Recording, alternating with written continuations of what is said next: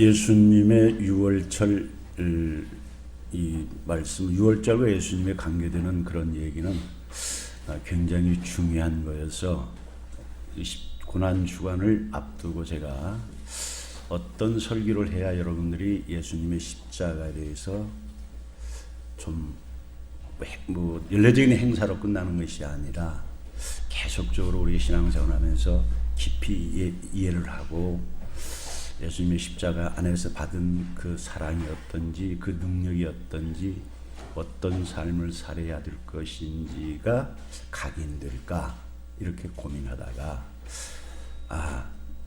이 본문 하면 좀 좋겠다라는 생각이 들어서 오늘 본문을 이게 선택을 했습니다. 마태복음, 마가복음, 누가복음 세 개의 그 공관복음에 모두 다 기록되어 있지요. 예수님께서 십자가에 못 박히기 전, 그러니까 몇 시간 전 가졌던 식사 시간 그 이야기입니다. 우리 문화로서는 뭐 이렇게 잘 이해가 되지 않지만 항상 성경을 볼 때는 이스라엘 그 당시 그 문화들을 배경으로 해야 된다라고 제가 늘 말씀을 드리죠. 이스라엘 사람들에게는 세 개의 명절이 있는데 그 중에 가장 큰 명절이 유월절이라는 거예요. 그 명절은 굉장히 유대인들에게 삶의 정체성을 각인시켜주는 그런 의미 있는 그런 명절입니다. 유대인들이 스스로 만든 것이 아니라 하나님께서 유대인들에게 너희들이 이 이름도 하나님이 지어주신 것이지요. 이 유월절한 명절을 너희들이 연초에 드리고 매년 맞이할 때마다 한 해를 살아갈 때마다 이 명절을 중심으로 살아가라 이렇게 알려주신 것이지요. 잘 아시지 않습니까? 그래서 예수님께서 유월절 앞에 두고 일부러 유월절 때를 맞춰가지고 십자가 사건을 그때 하시는 것이라고 제가 여러 차례 말씀을 드렸습니다.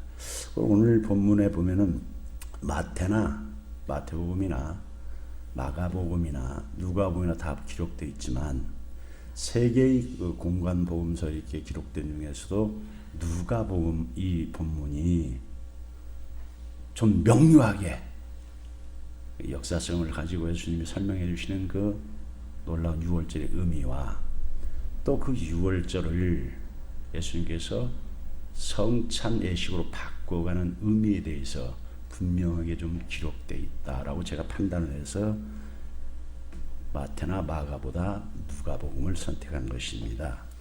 누가복음에는 마태나 마가에 기록되지 않은 어떤 것들이면 유월절이 강조되어 있고 그 다음에 성찬을 예수님께서 제정해 주시면서 이것들을 너희가 기념하라라고 하신 명령이 분명하게 기록되어 있기 때문에 뭐 여기에 대해서 다른 사람들이 의의를 제기할 수 있는 게 아니죠. 분명하지요. 그래서 오늘 이 본문 말씀 가지고 예수님께서 십자가 사건이 어떤 의미를 가지고 있는가를 예수님이 가르쳐 주신 그 참뜻이 어떤 것인가를 우리가 좀 살펴보고 깨닫는 그런 시간 됐으면 합니다. 예수님께서 그 유월절 여기 본문 보면은 때가 이르매라는 것은 뭐 두 가지 의미가 있습니다. 때라는 말은 성경에서 굉장히 좀 중요하죠. 시간의 어떤 특수한 그런 특성을 말하는데 여기서 때가 이르매라는 것은 뭐 유월절 때가 됐다라는 건데 사실 이 본문의 마태복음이나 마가복음이나 누가복음이나 요한복음에서 보면 유대인들 명절이 유월절이 14일 날 저녁에 돼야 되는데 이 예수님이 집행하신 유월절은 13일 날 하루 앞당겨서 진행된 걸로 봅니다. 돼 있는데 어쨌든 그 유월절 때라는 말도 있고 또 하나 예수님께서 이 땅에 오셔서 이제 예수님의 가장 중요한 십자가 사역을 이루신 때 그때를 말하는 거예요. 예수님의 모든 행동은 우리가 살펴보는 대로 구약 성경에 기록되어 있는 것들을 성취해 가시는 거지 않습니까?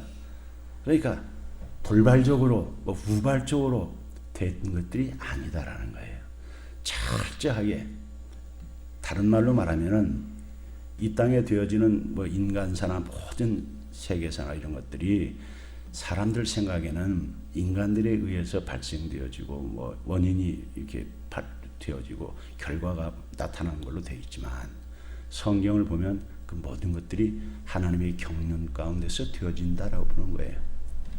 역사의 주인이 인간이 아니라 하나님에 의해서 진행되어 간다는 것을 가르쳐 주는 것이죠. 예수 믿기 전에는, 그래서 우리가 뭐 흔히 어떤 일이 있으면 뭐 우연히라는 말을 잘 쓰지요.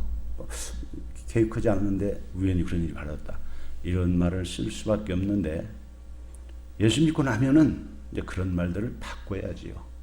우연이란 말이라고, 나는 우연으로 알았지만 하나님의 섭리, 하나님의 경륜 가운데 이게 된 거다. 그래서 굳은 일이었든 좋은 일이었든 하나님이 모든 것을, 공중에 나는 새 한 마리도 들에 피는 꽃 한 송이도 피게 하시고 먹이시는 그 하나님이라고 성경에 써 있잖아요. 하물며 너희일까 보냐, 나는 너희들의 머리털까지 다 세고 너희들의 모든 걸, 시편 121편에 써 있지요.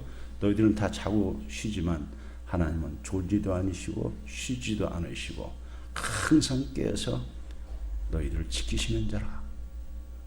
주관하시는 것이지요. 하나님이 쉬면 뭐 산소가 공급되겠습니까? 해가 움직일 수 있겠습니까? 하나님이 다 운행하게 하시는 거지요. 그게 이제 역사관이라 그래요. 기독교 구속사관, 역사관을 가지고 이렇게 우리가 이제 보게 되는 것이지요. 그리고 이 땅이 전부가 아니다. 이 땅은 잠시 우리가 지나가는 것이고 영원한 것이 있다라는 것. 또 예수님이 재림하시면 신천지 신지가 열린다라고 믿는 거예요. 우리 소망은 그런 거잖아요. 그래서 이때는 유월절 때기도 하고 예수님이 십자가에서 이제 달리실 때이기도 하다는 거예요. 근데 예수님이 십자가에 달리시려고 그러면서 제자들에게도 가장 극적으로 각인시켜 주려고 다 계획하신 거죠. 그래서 유월절 만찬이 사실은 14일 날 돼야 되는데 왜 14일 날 못하냐면 14일 날 그날 십자가에 달리시는 날이거든요. 그러니까 달리시기 전날 하루 땡겨서 이 일을 하신 거예요. 그래서 예수님께서 그 십자가 사건을 앞에 두고 예수님 하시는 십자가 사건의 의미가 무엇인가를 아주 명료하게 가르쳐 주려고 유월절 이야기를 하시는 거예요. 예수님이 이렇게 얘기하십니다. 유월절이 되면은 우리는 뭐 그걸 모르지 않습니까? 모르는데 주석을 이렇게 타보면은 유월절 할 때마다 그 유대인들이 하는 그런 식이 있었던 거죠. 뭐 우리가 예수 안 믿는 분들이 뭐 정월 초하루 뭐 차례를 지낼 때도 뭐 순서가 있잖아요. 뭐 이렇게 뭐 놓고 뭐 그런 어떤 그 행사니까 순서가 있는데 거기는 뭐 준비하는 뭐 누룩 없는 빵이라든가 쓴나물이라든가 뭐 어린아이 고기라든가 이런 것들은 우리가 알 수 있는데 하나님께서 출애굽기에서 유월절을 제정하실 때에 주신 말씀을 보면은 뭐라고 되어 있냐면은 출애굽기 12장에서 보면은 하나님께서 이 유월절을 주시면서 유월절을 할 때마다 너희들이 이렇게 자식들에게 이야기를 하라 라고 말씀을 하신 거예요. 이스라엘 백성들한테 너희들을 이렇게 얘기해 주라고 출애굽기에 보면은 하나님께서 너희 이 유월절을 제정하신 그 하나님의 뜻을 이야기하시는 것. 출애굽기 12장 27절에 보면은 이렇게 나와 있어요. 여호와께서 이제 부모들이 자식들이 이거 뭐 하는 거예요라고 묻거든 너 이렇게 설명해 줘라라고 그 내용을 이렇게 얘기해 줘라라고 그 유월절에 대한 설명을 자식들에게 가르쳐 줄 때 이렇게 하라라고 하나님이 가르쳐 주신 말씀이 출애굽기 12장 27절에 나와 있는데 여호와께서 애굽 사람에게 재앙을 내리실 때에 애굽에 있는 이스라엘 자손의 집을 넘어사 우리 집을 구원하신 그 사건을 우리가 기억하는 것이다.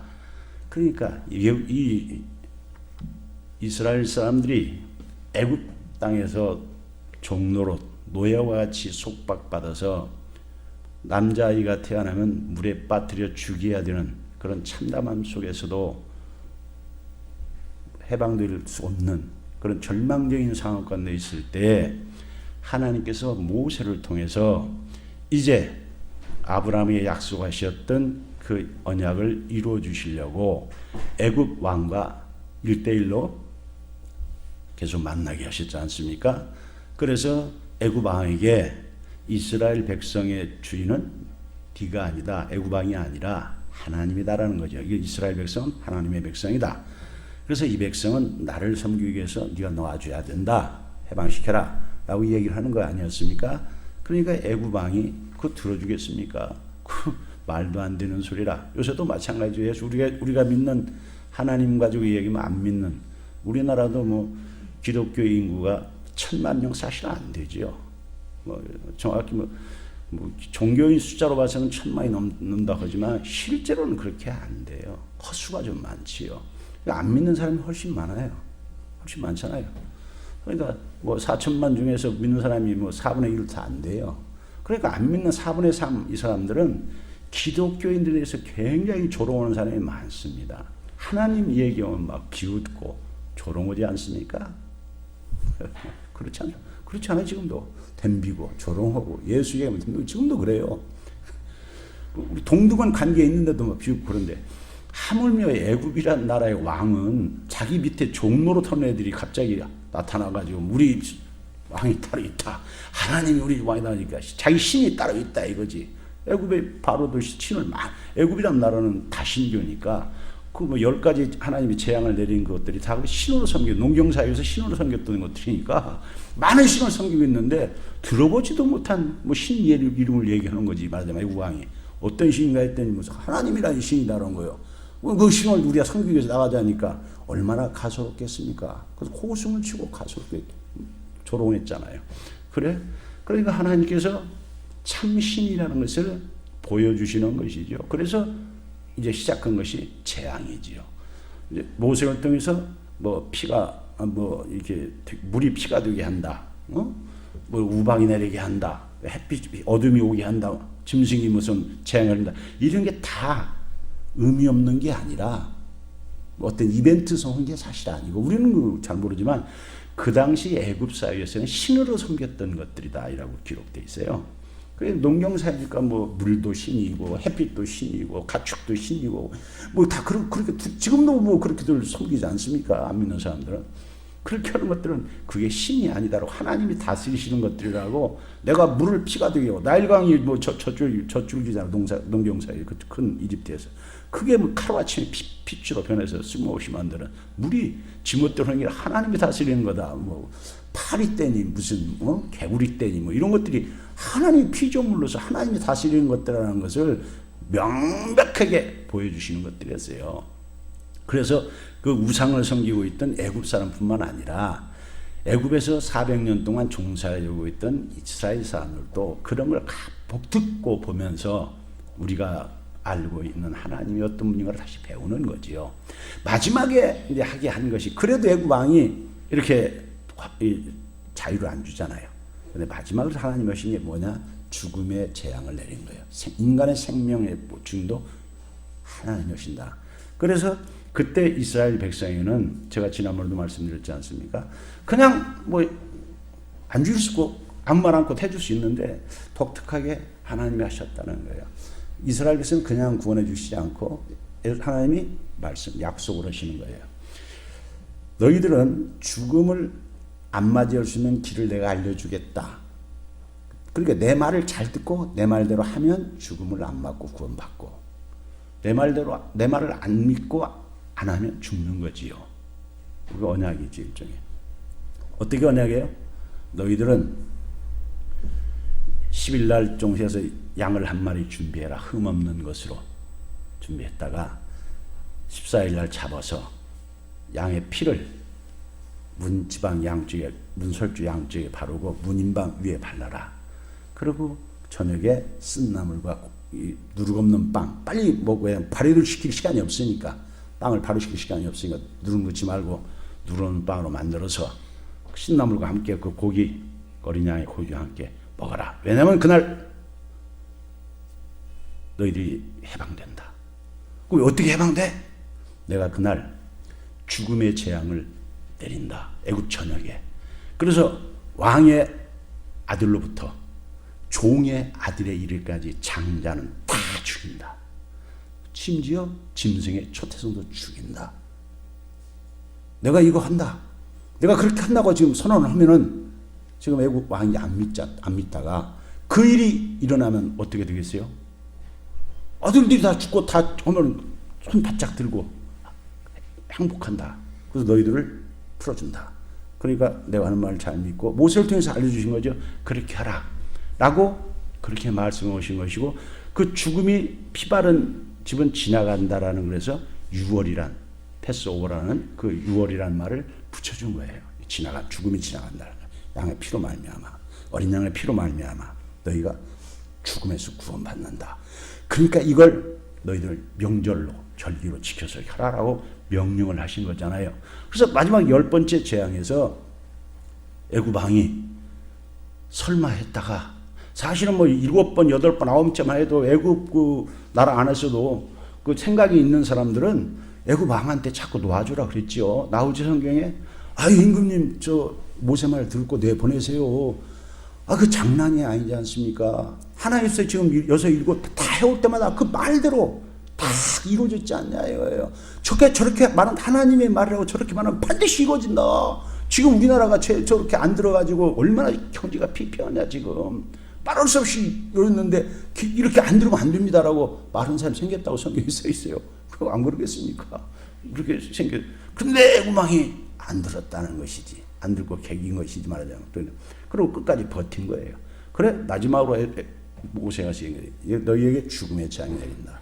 누구도 피할 수 없다. 14일째 다 죽는다. 발발 떨었겠죠. 안 떤 사람이 어디 있겠어요? 근데 정말 그러나 했더니 정말 그 이루어진 거예요. 그때서 애굽 왕이 손을 바짝 들은 거죠. 너희 하나님이 진실로 신이다. 인정한다.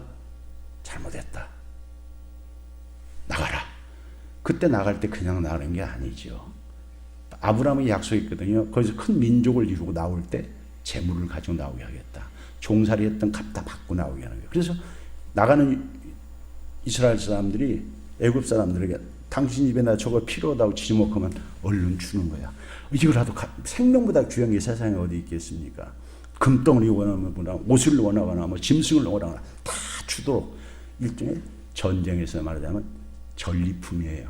그냥 나온 게 아니에요. 애굽에서 나올 때 이스라엘 사람들이 그냥 허겁지겁 그냥 나온 게 아니고 충분히 필요한 것들을 다 가지고 나왔어요. 그래서 나중에 성막 질 때 다 그런 거 낼 수 있게 하나님이 다 아브라함에게 약속한 대로 전쟁의 승리자니까 애굽 왕이 항복했잖아요. 그러니까 하나님을 항복했는데 다 가지고 당당하게 나온 거예요. 그게 사실은. 그거 6월절이 그런 건데 그 6월절이 그때 그런 사건으로 끝났다면은 사실 오늘날 우리하고 무슨 관계 있겠어요? 그런데 하나님은 그 6월절이라는 것은 바로 정치적인 해방만 말하는 것이 아니라 그게 앞으로 예수님이 이 땅에 오셔서 그 6월절 때 하나님이 약속하신 대로 어린 양을 잡아서 피를 바른 집은 구원받았잖아요. 안 바른 사람은 다 죽었잖아요. 그런 것 같이 예수님이 이 땅에 오셔서 6월절 때 오셔서 6월절의 그 어린 양으로서 세상 모든 사람의 죄를 지고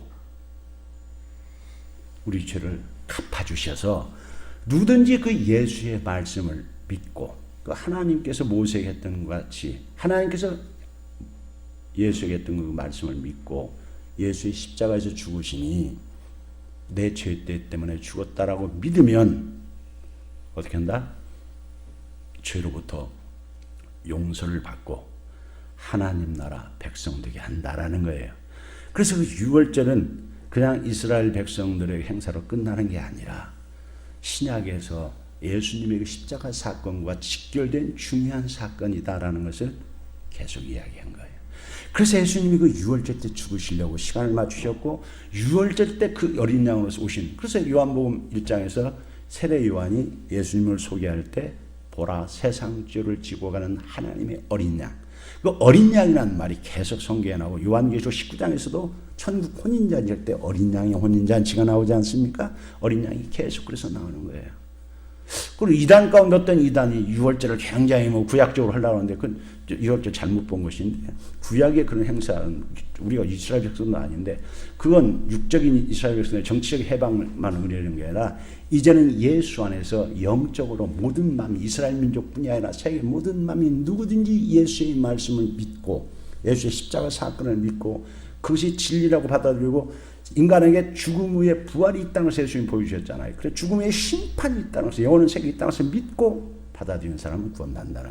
그래서 예수님이 유월절 때 이 유월절을 포커스를 맞춰서 그렇게 일정을 맞춰서 오신 거예요. 그래서 유월절 하시면서 유월절 만찬을 하시면서 이제 유월절 만찬을 바꿔버린 거예요. 이제 유월절 만찬은 이스라엘이 정치적으로 출애굽했던 그 만찬식으로 이제 하지 마라. 이걸 바꿔서 이제 나를 기념하는 것으로 바꿔라 라고 바꾼 거예요. 이게 오늘 우리가 생각하는 예수님이 십자가 사건을 이루시기 전에 그 예수님의 십자가 사건을 마치 유월절 때 그 행사했던 민족을 잊어버리지 않고 그들이 행사를 영원토록 하게 했던 것 같이 그 구약의 유월절을 예수님이 1차적으로 완성하시는 분이고 새로운 유월절을 만들어 주시는 거죠. 그래서 그걸 뭘로 만들어요? 성만찬이라고 부르는 거예요. 우리가 이제는 짐승의 피가 아닌 그 유월절 때 그 정말 그 짐승의 피로 했던 그런 피가 아닌 인간의 피, 예수의 피로 말미암아, 예수의 생명으로 말미암아 우리가 하나님부터 영원히 죄사함 받고 하나님 나라의 백성들은 놀라운 그 일을 예수님이 십자가에서 하신 것이다 라고 가르쳐 주시고, 그것을 너희가 잊어버리지 말고 너희 모일 때마다 이 사건을 내가 했던 것을 잘 깨닫고, 그래서 교회 공동체가 성찬을 하라는 거예요. 이걸 하면서 성찬을 기념하라고 가르쳐준 게 오늘 이 말씀이에요. 써 있죠? 그래서 예수님이 전에는 떡 먹을 때 같으면 말하자면 그런 거겠죠. 야, 우리 이거 뭐 집내자가 뭐 가장이면 가장이겠죠. 그 리더가 야, 이거 유월절 떡을 만약에 뗄 때는 누룩을 뗄 때는 그 아까 얘기한 대로 그 12장 뭐 27절에 있는 말씀 같이 하나님께서 우리를 애굽에서 이렇게 종사된 우리 조상들을 구해줬대 했던 것이다. 그런 의미를 두고 했던 그렇게 말하고 주는 것이 아니라 바꾼 거예요. 이게 그런 이제 그것은 그걸 예표라고 그래. 예수님이 진짜로 우리를 위해서 구원해 주실 그 사건을 미리 보여준 애고편 같은 거라. 애고편. 영화라 보면 애고편이잖아. 애고편 같은 것이고 이게 본편이다. 내가 하는 것이다. 그래서 어떻게 하는 거야? 십자가에서 내가 죽는 거야. 이제는 너희들이 애굽에서 뭐 해방되는 것은 뭐라면 세상 모든 죄로부터, 이 세상 모든 것부터 참 자유를 얻고 참된 평안을 얻는 것은, 하나님 자녀는 것은 나로 말미암아 되는 거야. 내 피로 말미암아, 내 생명으로 말미암아 주는 거야. 그래서 내가 그 일하러 왔어. 그 내가 하는 것 너희들 잊어버리지 말아서 이제 내가 주면서 뭐라 그래? 떡을 떼어주면서 고난의 떡이라 이러지 않고 이건 내 몸이야. 너희를 위해서 주는, 내 너희들 때문에 위해서 내 몸을 십자가에 못 박아 죽이도록 모든 걸 생명을 주는 것이다. 그래서 너희가 이것을 먹어라 라고 얘기하죠. 이걸 먹는다는 의미는 뭐예요? 예수와 하나 되는 거예요. 예수의 몸을 먹으라고 하니까, 예수의 떼어서 각자 다 몸을 먹으라니까, 우리 성찬식 때 그랬잖아요. 몸을 먹는 건 뭐예요? 예수의 몸과 우리가 하나 되는 거예요. 연합이 되는 거예요. 예수의 십자가의 죽으심이 혼자 죽으신 것 같지만, 제가 지난주에 대표와 연합이 원래 했잖아요. 혼자 죽으신 것 같지만 예수를 믿는 모든 사람들이 함께 그 자리에 달려 죽는 거예요. 우리가 세례라는 것이 그렇듯 똑같은 거예요. 세례도 거기 동참하는 거예요. 예수님 십자가에 죽으심에 우리가 한번 동참하는 것이지요. 예수가 또 부활하심에 우리가 동참하는 거예요. 그래, 성찬 때 떡을 떼면서 예수의 몸과 우리가 하나 된다는, 우리의 죄악된 어떤 몸이 예수님의 거룩한 몸으로 하나 되는, 합일체 되는 그 연합이라는 중요한 거예요. 그렇게 되는 새 사람 되는 것이죠. 그런 것이라는 거예요. 그리고 또 뭘 줘요? 피를 좀, 포도주를 주면서 이거 피다. 피는 뭘 말해요? 여기로 말하면 피는 써 있어요. 너희의 죄를 위해서, 죄의 사함은 피가 없이는 안 되는 것이 성경의 말씀이에요. 레위기 17장 11절에 써 있지요. 레위기 17장 11절에 쓰면은 생명이 피에 있으므로 피가 죄를 속하느니라. 죄의 값은 사망이잖아요. 하나님 앞에 죄진 것은 생명을 바쳐야 되는 건데, 그 생명을 성경에서 뭘로 되죠? 피로 나와요. 피로 죄값을 치르는 거예요. 생명을 줘야 죄값을 치르니까. 그래서 레위기 17장 11절에 생명이 피에 있으므로 피가 죄를 속한다. 다른 말로 말하면 신약성경 히브리서 9장 22절에서 그 말을 다른 말로 얘기해요. 피 흘림이 없음즉 사함이 없다. 그러니까 피가 흘리지 없으면 죄 용서가 안 된다. 하나님 앞에서 그걸 이야기하기 위해서 피 언약을 이야기하는 거예요. 예수님께서 피를 흘리시고 왜 우리를 위해서 예수님이 죽으시냐? 죄의 값을 치르셔야 되기 때문에. 죄의 값은 생명을 줘야 되는 것이지, 예수님이 하나님의 아들이다는 뭐 권능 때문에 주는 게 아니라, 예수님이 하나님의 아들이심에도 불구하고, 하나님의 아들이심이라는 것은 뭐냐면 죄가 없으신 한 사람이라는 거예요. 죄가 없으신데 그냥 그걸 못 주는 거예요. 예수님의 그 생명을, 죄 없는 예수님의 목숨을 하나님께 바쳐야만이 그 목숨값으로 우리가 용서함을 받았기 때문에 그것을 우리가 구속 언약이라 그래요. 우리가 하나님과 직접 다이렉트 맺은 언약이 아니고 성부 하나님, 삼위일체 하나님끼리만 맺은 언약이라 우리가 신학적으로 그렇게 규정하는 것이 구속 언약. 언약은 내가 세 개 있다고 그랬죠. 행위 언약은 아담과 하나님과 맺었던 최초의 행위 언약 하나고, 그 다음에 있는 게 구속 언약으로 봐요. 구속 언약은 삼위일체 하나님끼리 예수의 그 십자가의 죽으심으로 말미암아 그것을 믿는 사람들이 죄 용서함을 해주자라고 하나님이 우리를 내주는 그 구원의 길을 속죄 언약이라고 하는데, 구속 언약이라고 그러는 거예요. 그 구속 언약을 근거로 은혜 언약을 주는 것이지 우리에게. 그래서 은혜 언약 안에서 우리가 그렇게 가르쳐 주는 거예요. 예수의 피값으로 우리가 죄 사함을, 우리 공로가 아니라 우리 어떤 능력으로가 아니라 전적으로 하나님의 은혜로 하나님이 하시는 구원의 은혜를 말하는 은혜 언약이라는 거예요. 그렇게. 근데 그 피 없이는 안 되는 거잖아요. 예수님이 그래서 사람이 되셨고 죄 없는 사람을 오셔야 되었고 죄 없는 사람이지만 죽어야 되는 거였어요. 대신 안 죽어주면 아무 의미가 없어요. 그러니까 뭐 예수 죽지 않았는데 뭐 죽으면 안 된다고 베드로가 그러면 웃기는 거라는 거지. 안 죽어주시면 죄 문제 해결 안 되는 하나님 거예요. 그래서 예수님이 우리 죄값을 치르러 오셨고, 죄사님이 죽어주셔야만 그 죄값이 해결돼야 정말 예수님이 구주가 되셔서 내 생명을, 새 생명을 주시고 우리의 새로운 삶을 주시는 거죠. 하나님의 자녀되는 권세를 주시는 거죠. 안 죽어주시면 우리가 아무 관계가 없어요. 그래서 예수님이 십자가에서 죽어주시는 게 중요해요. 그것 때문에 왔다 그래고 했고 그 일을 지금 가르쳐 주시는 거예요. 그래서 내가 죽어주는 것은 너희들의 죄사함을 얻기 위해서 주는 죽음이다. 그래서 언약의 피. 다른 말로 말하면 마태나 마가는 언약의 피라고만 이야기를 했는데, 누가복음에서는 이거 새 언약이다라고 또 누가 하나 더 설명을 해줘요.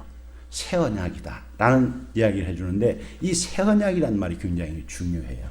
그래서 새 언약이라는 걸 누가복음에 나오는 6월절이나 새 언약을 누가가 지금 강조하고 있거든요. 그래서 이 새 언약에 대해서 오늘 좀 더 포커스를 맞추면서, 예수님의 십자가에서 죽으시고 우리가 성찬을 제정해 주는 것이 새로운 언약의 시대를 열어준 것이다라는 거거든요. 무슨 얘기냐? 그러면 헌 언약이 있다는 거 아니냐? 있다는 거지요. 잘 보시면 새 언약이라는 말이 성경 어디에서 가장 먼저 나오냐면 구약에서 딱 한 군데 처음 나오는 데가 에레미야서 31장 31절이에요. 제가 이제 녹화를 이거 뭐 유튜브에 올린다고 이거 녹화하잖아요. 하다 보니까 지금 이제 2달째 돼갔나 우리가. 저도 열심히 보는데 좀 열받는 때가 있어요. 내가 좀 나를 보고, 야 이게 좀 내가 더 젊었을 때 했으면 이런 실수가 들을 텐데, 뭘 보고 그러냐면 가끔 뭐 저를 장애라고 했었고 이사야, 지난주도 이사야서 53장 이렇게 해야 되는데 뭐 창세기 53장 했었고 이런 게 더러 나오더라고. 이거 재편집 방송도 아니고 재편집할 수도 없고 말이지. 이거 곤혹스가 참 많더라고요. 그래서 참 장절을 제가 혹시 이렇게 뭐 창세기를 뭐 이사야를 할 때도 앞뒷말을 잘 들어보고, 혹시 우리 교인 아닌 분이 이걸 보실 때라도 뭐 왜 저 사람 왔다 갔다 저 목사 왔다 갔다 하지 말고, 혹시 장절이 잘못됐더라 그 부분을 잘 살펴보면은 맞다는 것이지. 뭐 창세기는 53장이었거든요. 그러면 저기 이사야서를 얘기했구나 이렇게 알면 된다 이거예요. 그래서 지금은 제가 좀 정말 조심해야 되겠다. 그래서 이 좀 내용이 뭐 이런 히브리서 뭐 어떤 성경을 때마다 크게 좀 적어가지고 앞으로 좀 정확하게 전해야 되겠다. 그리고 시간에 자꾸 짧게 좀 해야 뭐 이게 사람들이 많이 본다고 자꾸 없어 뭐 제작진이 그런 얘기를 하는데 그래서 나 짧게는 잘 못하는데 그게 부담되는 거야. 그러다 보니까 좀 긴장돼가지고 막 하다 보니까 일이 실수가 많더라고. 그게 좀 자유를 얻어가지고 이렇게 하는데, 새 언약이 참 중요한 거예요. 에레미야서 31장 31절에 구약 성경에 딱 거기 나오는 게 새 언약이라는 거예요. 그게 무슨 의미냐면, 에레미야 시대 아시지요? 에레미 시대 때에 이스라엘 백성들이 하나님과의 그 언약을 출애굽기에서 우리가 22장 출애굽기 24장에서 피로 하나님과 모세가 언약을 맺었잖아요. 구약 율법을 그래서 받는 거예요. 하나님의 백성으로서 내가 이렇게 살아가겠다. 하나님의 가르침대로 10계명 중심으로 우리가 잘 지켜서 언약 백성으로서 언약 백성답게 살아서 내가 하나님의 영광을 위해서 쓰임받고 살겠다고 이스라엘 백성이 맺은 거예요. 그것도 피로 맺은 거예요. 그냥 그런데 무슨 피로? 사람 피가 아니라 짐승의 피로 맺었어요. 잡아가지고 그걸 성경에서 엣 언약이라 그래. 왜냐하면 그 언약을 사람들이 율법을 우리 인간들이 못 지키는 거예요. 율법은 선한 거예요. 율법 자체는 하나님이 죄가 무엇인가, 율법의 기능이 뭐냐, 율법이란 뭐냐, 하나님의 가르치심인데 하나님이 가르치신 그 법은 가장 선한 법이고 좋고 옳은 것인데 인간의 능력으로는 못하는 거예요. 온전한 사랑을, 하나님의 사랑을 못하고 사람을 사랑하지 못하는 거예요. 우리 죄 있는 인간의 힘으로는 지킬 수가 없는 거예요. 실패하는 거예요. 근데 이스라엘 백성들은 그 문자적으로 뭐 살인하지 말라, 뭐 간음하지 말라고 외적인 문자적인 것만 가지고 지켰다고 자꾸 그러면서 본 정신을 놓쳐버리고 본질을 놓쳐버리고 자꾸 삐딱하게 나가가지고 어떻게 해요? 결국 하나님의 율법을 범하는 죄가 빠져가지고 어떻게 해요? 버림받는 것이지 말고 하나님께 징계를 받는 거예요. 그래서 이스라엘 나라가 북이스라엘이 먼저 722년에 아수르 제국에 멸망당하고 남쪽 유다가 BC 586년에 또 멸망당하지 않습니까? 이 바빌론에게 멸망당하거든요. 그때 서 있던 선지자가 에레미야예요. 에레미야 선지자가 그 멸망당하고 가는 이스라엘 백성들, 그래서 포로로 끌려가게 하나님을 시는 거예요. 느부갓네살에게 포로 끌려가게 하신 거예요, 하나님. 그런 선지자로서 뭘 주냐면 너희들이 모세의 율법을 못 지키는 내가 하나님이 알아요. 그래서 못 지키는 이 율법을 못 지키고 안 해도 왜 줘? 그럼 못 지키는 왜 줘? 죄가 뭔가를 깨닫고 인간의 힘은 못 지키는구나. 하나님이 도와주지 않으면 우리가 하나님 뜻대로 못 사는구나 라는 것을 깨닫고 너희들이 메시아를 기다리도록 하기 위해서 주신 거예요. 그 갈라디아에서 그 설명을 해주는 거예요. 그래서 율법은 그리스도로 인도하는 가정교사 역할을 한다 그러는 거지요. 그래서 예수님께서 이제 하나님께서 그래서 예레미야를 통해 가지고 새로운 약속을 해주시게 그것이 신약. 그 성경이 뭘로 되어 있어요? 두 권의 철로 되어 있죠. 어떻게 되어 있어요?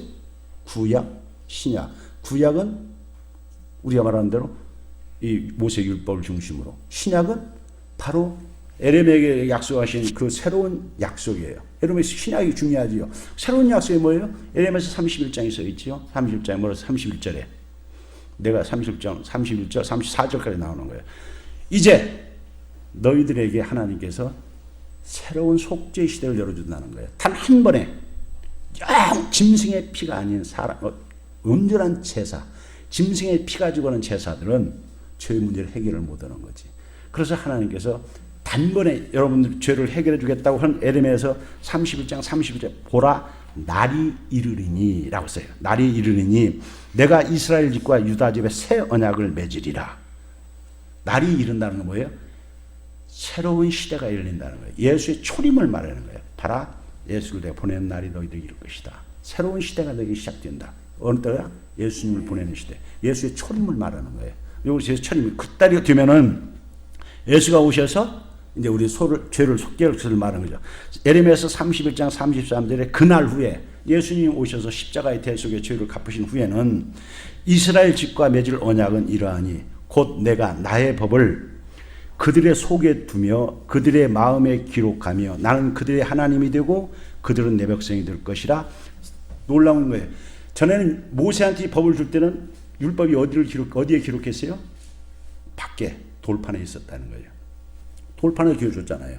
우리 마음 밖에 있어서 그 하나님의 말씀이 우리를 다스리지 못한 것이지요. 그런데 예수님 시대, 새로운 시대가 오면은 새로운 언약 시대, 예수를 통해서 주는 새로운 시대는 어떤 시대예요? 하나님의 말씀이 우리 마음 가운데 들어온다는 거예요. 그래서 33절에서 예레미야서 31장 33절 그날에 예수님이 초림 오신 후에 내가 새롭게 모세 때와 맺은 것과 다른 온전한 언약의 시대를 열어주는 것은 뭐냐면 율법이 너희들 마음속에 마음 가운데 기록돼 가지고 이제 34절에 보면은 하나님을 닮게 하는 거예요. 그래서 34절에 그들이 다시는 각기 이웃과 형제를 가르쳐 이르기를 너는 여호와를 알라 하지 아니하리니 이는 작은 자로부터 큰 자까지 다 나를 알기 때문이니라. 내가 그들의 악행을 사하고 다시는 그 죄를 기억하지 아니하리라. 하나님을 그때는 안다는 거예요. 구약 시대는 하나님을 몰랐다는 거예요. 부분적으로 뭐 잘 말씀의 뜻도 모르죠. 말씀의 뜻도 모르고 그래서 하나님을 알지 못했는데 신약 시대 되면 하나님을 안다는 거예요. 어떻게 알아? 우리 안에 들어오시기 때문에. 말씀이 우리 안에 들어오신다는 거예요. 예수님 시대. 이게 새로운 약속. 그 예수님 오셔서 지금 하시는 시험에서 내가 지금 새 언약 너 들었지? 그 새 언약을 내가 시대를 열어준다라는 거예요. 내가 새 언약을 시대를 열어준다. 그래서 예수님께서 우리에게 약속하신 중요한 것이 뭐가 있어요? 두 가지가 있어요. 예수님 약속. 신약. 그 구약을 예수님이 성취하시면서 새로운 신약을 다시 예수님이 주신 게 두 가지 약속이 있어요. 무슨 약속인지 아시죠? 하나는 성령 강림을 약속하는 거예요. 내가 내 이름으로 너에게 성령을 보낸다. 근데 그 성령 강림도 새 언약 시대 하나님 주시겠다고 다 약속하신 거예요. 그 언제 어때 약속이에요? 그 에스겔서에서 에레미야와 동시대 인물이긴 하지만 에스겔은 약간 에레미야 뒤에 활동했죠. 포로지로 끌려갔을 때 세워진 선지자가 에스겔이잖아요. 그래서 에레미야서 다음에 에스겔서 있잖아요. 에스겔은 포로지에서 그 시대를 얘기하면서 에스겔서 우리가 36장 26절에서 또 새 영을 너희 속에 두고 새 마음을 너희에게 주되 너희 육신에서 굳은 마음을 제하고 부드러운 마음을 줄 것이며 27절에 또 있어요. 내 신을 너희 속에 두어 너희로 내 율례를 행하게 하니 너희가 내 규례를 지켜 행할지라. 예수님 오셔서 우리 죄를 영원히 속죄해 주시면 예수님이 그 속죄하신 것을 가지고 하나님께 하셔서 그 성령을 보내주시면 그 성령이 우리에게 임하셔가지고 새 영, 하나님의 영이 내 신, 하나님의 신이 여호와의 신이 영이 그리스도의 영이 성령은 똑같 하나님의 신 그리스도의 영 다 똑같은 이름이에요. 삼위 하나님이니까 우리 속에 어떻게 새로운 마음, 새 사람을 시켜준 새 사람이 새롭게 되는 새로운 마음이 되는 새 사람이 되는 개과천선했다 이게 아니라 새로운 새 사람이 되는 거예요. 죄에 젖어들어서 하나님을 몰랐던 영적으로 죽었던 자가 살아나가지고 영적인 세계를 알고 하나님의 말씀이 영의 말씀이 영적인 영원한 세계의 말씀이 진리의 말씀을 알게 되는 성령의 도우심으로 우리 힘이 아니라 성령의 도우심으로 부드러운 마음은 하나님 앞에 순종하는 마음이에요. 딱딱한 굳은 마음, 딱딱한 마음, 튕기는 말 안 듣고 있는 거죠. 그 부드러운 마음을 주셔가지고 어떻게 하나님의 말씀들을 순종할 수 있는 기쁨으로 순종할 수 있는 그런 시대를 온다고 해준 그 새 언약 내가 하는 거야. 그래서 예수님께서 약속하신 성령 강림을 얘기하는 것이죠. 그래서 예수님께서 성령에 관한 강림을 요한복음 14장에서 15장에서 16장에서 계속 이야기한 거예요. 그래서 성령을 예수님 소개해 주시는 거예요. 그래서 여러분 잘 아시죠? 요한복음 14장 16절에서 예수님께서 성령을 소개해 줘. 우리가 이게 다락방 설교라고 그러잖아요. 예수님이 그 만찬 때 강조하는 거예요. 거기서 예수님이 이렇게 얘기해요. 요한복음 14장 16절에서 내가 아버지께 구하겠으니 그가 또 다른 보혜사를 너희에게 주사 영원토록 너희와 함께 있게 하시느니 17절에 그는 진리의 영이라 세상은 능히 그를 받지 못하나니 이는 그를 보지도 못하고 알지도 못하나 그러나 너희는 그를 아나니 그는 너희와 함께 거하시며 또 너희 속에 계시며 놀라운 걸 알려주시는 거예요. 예수님께서 아니야 내가 지금 내가 간다고 너희들 뭐 떨고 있는데 그러지 마라. 내가 가야만 가서 하나님께서 에레미야에게 약속했고 에스겔에게 약속했던 그걸 내가 내가 죽어야 그 죄사함이 있어지고 죄사함이 있어져야 내가 하늘로 가서 성령을 너희에게 보여줘가지고 이제 너에게 새 영을 살려주고 하나님의 너희 안에 들어서 영원토록 너희 안에 그래서 그 보혜사를 할 때 나와 다른 보혜사라는 또 다른 보혜사 예수님도 보혜사예요. 요한일서 2장 1절에 보면 거기 보혜사 말을 원어는 똑같아요. 이 보혜사 그 파라크레토스가 요한일서 2장 1절에 똑같이 나오는 그건 대원자로 개혁성에 써 있는데 그 여기는 보혜사로 번역됐는데 똑같은 거예요. 파라크레토스. 예수님도 보혜사고 그도 성령도 보혜사. 똑같은 하나님이신데 이제는 나와 다르지만 또 다른 하나님이 너에게 오신다. 그분이 성령이다라는 거예요. 그것이 바로 요엘서 2장 28절에 약속했고 에레미야 시대 때 에스겔 때 약속했던 그 성령이 오셔가지고 어디에 오셔? 너희 속에서 영원히 너희와 함께 있는 거예요.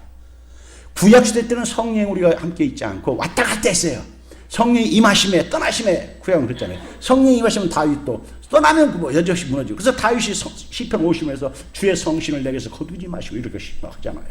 그리고 그 성신이 오셨어도 제한되어가지고 우리 죄를 영원히 속죄해주는 그런 것을 해줄 수가 없었어요. 왜냐하면 예수님이 십자가에 죽어주셔야만 그 속죄가 됐지 짐승의 피 갖고는 안 되는 거였어요. 그래서 성령을 받아도 하나님의 어떤 일들하지 구원에 관한 것을 할 수는 없는 거죠. 그러나 예수님이 보내신 성령, 예수님께서 보내신 성령은 이제는 예수님이 십자가에서 이루신 속죄, 그 예수의 피값으로 모든 죄를 용서함 받은 자들에게 주는 구원의 놀라운 은총을 주는 거예요. 그래서 그 성령이 오셔가지고 그 예수님이 하신 일을 알게 하는 것이지요. 그래서 예수님께서 요한복음 16장에서 제가 가끔 말씀드려요. 요한복음 16장 7절에서 그 예수 그래도 못 알아듣고 왜 가요? 우리와 같이 있어야지. 우리는 성령보다 예수님이 좋아요. 이러고 있는 제자들이잖아. 우리 성령 필요 없어요. 그냥 예수님 우리가 같이 말고 같이 있어요. 뭘 구원만 해준다고 십자가도 못 깨닫고 성령을 못 깨닫고 그런 거야. 그냥 우리가 같이 예수님이 성령 귀찮고 이 말하면 쉽게 말하면 이런 거야. 그런 답답한 제자들한테 예수님이 하시는 거야. 16장에서 요한복음 16장 가르치는 거예요. 그래서 요한복음 16장 7절에서 그래요. 내가 너희에게 실상을 말하노니 내가 떠나가는 것이 너희에게 유익이라. 내가 떠나가지 아니하면 보혜사가 너희에게 오시지 아니할 것이요 가면 내가 그를 너희에게 보낸다. 너희들 진짜야. 진리를 실상을 말하는다는 것은 실상으로 번역된 말을 이게 똑같은 말이에요. 이게 진리로 번역해도 같은 말이에요. 이게 내가 진리를 알려주는 참 진리를 알려주는데 내가 가야 된다. 내가 안 가면 아무것도 안 이루어지는 거야. 십자가에 죽어도 예수님이 안 가시고 부활하고 안 가시면 안 되는 거야. 가야만 그 십자가에 죽으신 그것들을 너희들에게 적용시켜주는 성령이 우리 감동해 주시면 모르는 거예요. 제자들도 몰랐잖아요. 그래가지고 못 깨달아요. 부활하신 예수님이 그들이 40일간 있어도 못 깨달아요. 이 사람들이. 그렇죠? 못 깨달아요. 그걸 말해요.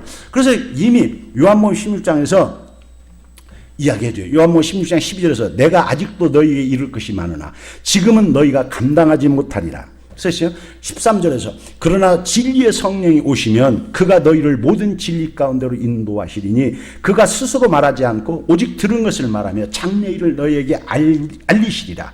왜냐하면 14절에서 그가 다른 얘기를 하는 게 아니에요. 성령이 오시고 그가 내 영광을 예수의 영광은 뭐 십자가잖아요. 하나님 되신 예수의 십자가에서 구속의 은혜를 영광이 나오잖아요. 내 것을 가지고 너희에게 알리는 거예요. 성령이. 근데 예수님의 것도 예수 스스로 것이 아니다라는 거예요. 15절에서 무릇 아버지께 있는 것이 다 내 것이다. 예수가 그래서 말씀할 때와 내가 하는 말은 내 말이 아니라 하나님 아버지의 말이라고 계속 얘기하는 거예요. 요한복음 14절 내가 너희들과 했던 말은 내 말이 아니라 하나님의 말이다. 늘 그랬던 거예요. 예수님이. 그러니까 똑같은 거죠. 예수님 하나님의 말씀을 예수가 했고 예수가 계시가 완성이라고 그래서 그러는 거예요. 성령이 오셔가지고 예수가 행했던 말씀과 행했던 것들을 그들을 가지고 가르쳐 주는 거예요. 깨닫게 하는 거예요. 그래서 변화시켜 주는 거예요. 그래서 여기 요한복음 누가복음에서 나를 기념하라고 이 성찬을 너희가 기념하라는 그 예수님의 명령하는 것들을 늘 예수님 십자가를 깨닫고 그렇게 함께 연합된 삶으로 살아가야 되고 또 증거해야 되잖아요. 남한테 증언해야 되잖아요. 그런 삶을 살 수 있는 게 아니라 성령이 못 산다는 성령이 오셔야 되는 거예요. 그래서 예수님이 하는 약속이 있어요. 사도행전 1장 4절에도 써 있어요. 예루살렘을 떠나지 말고 내게서 들은 바 아버지께서 약속하신 것을 기다리라. 그래 예수님께서 제자들에게 마지막으로 올라가시 승천 직전에 다시 명령하신 거예요. 내가 너희들에게 약속을 들었지. 내게서 들었지. 아버지께서 약속한 성령을 내가 너희한테 보내주겠다고 약속한 성령 올 때까지 기다리라라고 명령을 내리시죠. 왜냐하면 요한은 물로 세례를 베풀어서 너희는 몇 날이 못 되어서 성령으로 세례를 받는다.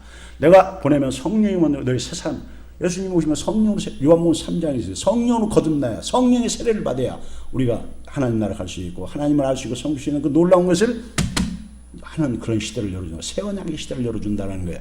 그래서 그 성령이 사도행전 1장 8절에서 성령이 너희에게 임하면 오직 성령이 너희에게 임하시면 너희가 권능을 받고 예루살렘과 유대와 사마리아와 땅끝까지 내 증인이 되는 삶을 산다라고 예수님이 약속해 주신 거예요.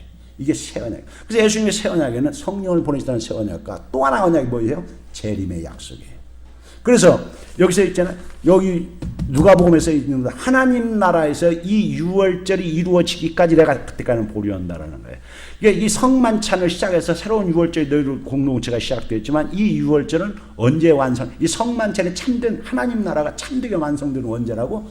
예수님이 이 땅에 오실 때 완성된다는 의미예요. 하나님 나라. 이것이 우리가 잘 아는 대로 요한계시록 19장 9절에서 예수의 재림 때 완성된 천국잔치의 모형을 뭐라고 이야기하냐면 계시록 19장에서 어린 양의 혼인 잔치에 청함을 받은 자들이 거기 천국에 들어가서 함께 예수와 함께 잔치에 참여하는 거예요. 그러니까 거기도 어린 양의 혼인 잔치, 그 유월절 어린 양, 예수의 유월절 때 그 양의 죽으심과 똑같이. 그래서 이 성만찬 우리가 계속 교회가 성만찬을 우리 교회는 매달 첫 주마다 하는 거 참 좋은 거예요. 좋은 거예요. 1년에 한두 번 하는 거 사실 바람직한 거 아니에요. 교회에서 사실은 성만찬이 회복되어서 사실 모일 때마다 하긴 어렵지만 적어도 하나님의 은혜를 자주 하는 것이 참 좋은 건데, 성만찬의 참된 의미는 뭐예요? 예수님의 십자가에 죽으심이 내가 예수님의 살과 피를 우리가 먹고 예수가 하나 됐잖아요. 예수님 하나 된 그 예수님의 죽으심을 우리가 그대로 공유하는 자가 돼서 예수와 연합된 자로서, 그래서 예수가 보내신 성령이 우리 안에 들어와 거하심으로 말미암아 이제는 우리가 예수님의 말씀대로 순종하면서 살아가고 또 예수님을 증거하고 또 천국에서 이제 예수님을 만나서 완전하게 유월절이 그때 완전히 완성되는 거예요. 죄와 사망과 악이 모든 것이 사라지고 참된 자유와 참된 평안과 풍성함이 넘치는 그 잔치를 바라보면서 살아가는 것이 성만찬의 그 의미입니다.